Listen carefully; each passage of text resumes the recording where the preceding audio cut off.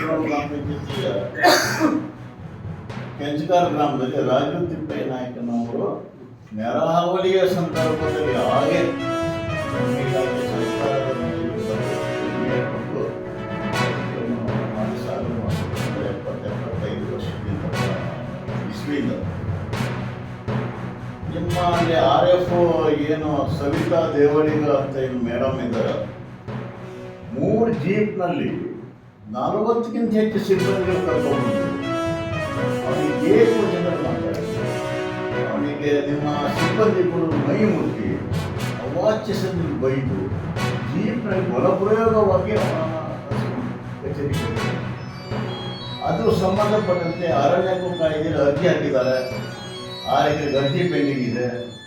ಅದರ ಜೊತೆಯಲ್ಲಿ ಇನ್ನೊಂದು ಅರ್ಜಿ 2 ಎಕರೆ ಸಂಬಂಧಪಟ್ಟಿದೆ.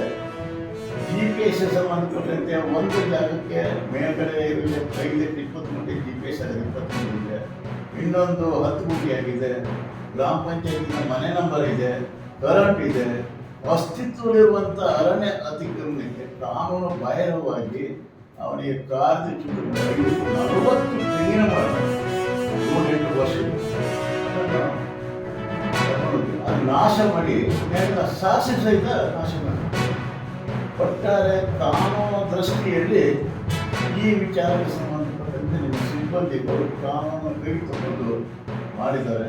ಹಾಗಾಗಿ ನಾನು ಆ ಒಂದು ಏನು ಘಟನೆ ನಡೆದಿತ್ತು ಆ ಘಟನೆಗೆ ಸಂಬಂಧಪಟ್ಟಂತೆ ನಾನು ಇದನ್ನು ಖಂಡನೆ ಮಾಡ್ತಿದ್ದೇನೆ.